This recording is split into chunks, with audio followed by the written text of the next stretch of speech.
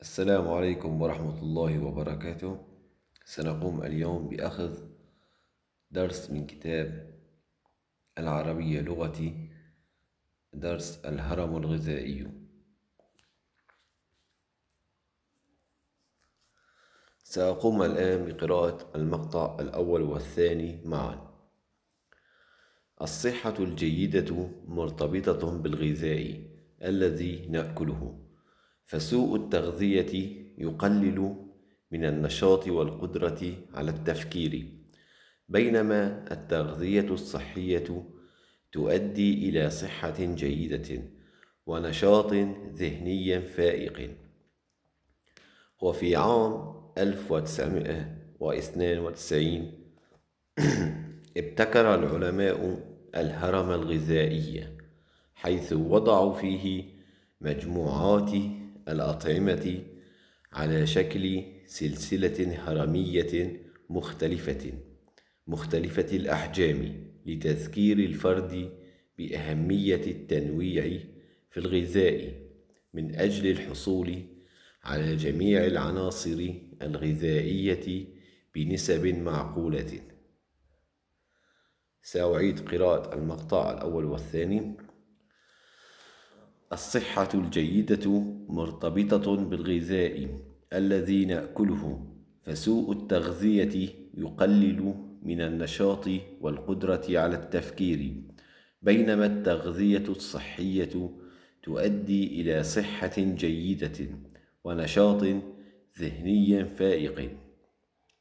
وفي عام 1992 ابتكر العلماء الهرم الغذائي، حيث وضعوا فيه مجموعة الأطعمة على شكل سلسلة هرمية مختلفة الأحجام، لتذكير الفرد بأهمية التنويع في الغذاء من أجل الحصول على جميع العناصر الغذائية بنسب معقولة.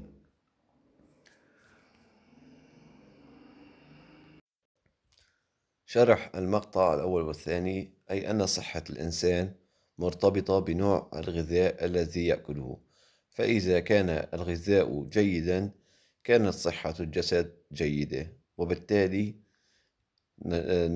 يؤدي إلى نشاط ذهني فائق. وإذا كان الغذاء فاسد هذا الأمر سيؤدي إلى أمراض.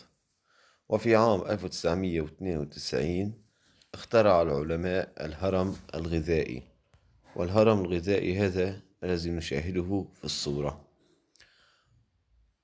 وتم اختراعه وابتكاره لتذكير الفرد بأهمية التنويع في الغذاء. سننتقل الآن إلى فقرة شرح المفردات الصعبة. المفردة الأولى: سوء التغذية. ما معناها؟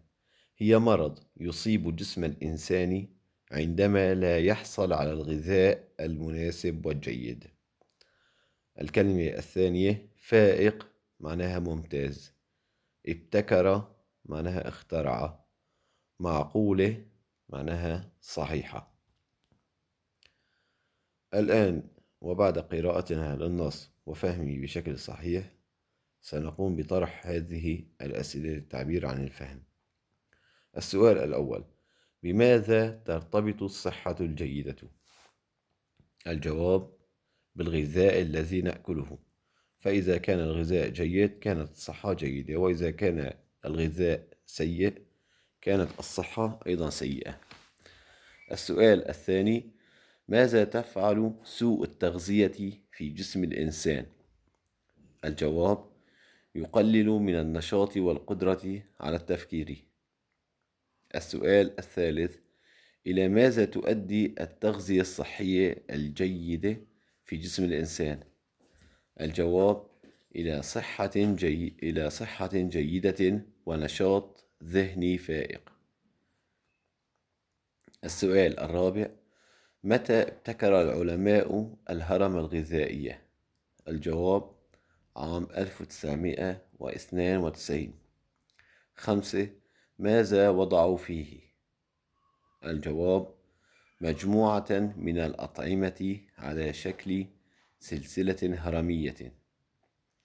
السؤال السادس والأخير: لماذا ابتكروا الهرم الغذائي؟ الجواب: لتذكير الفرد بأهمية التنويع في الغذاء. وبهذا نكون قد انتهينا من المقطع الأول والثاني للدرس.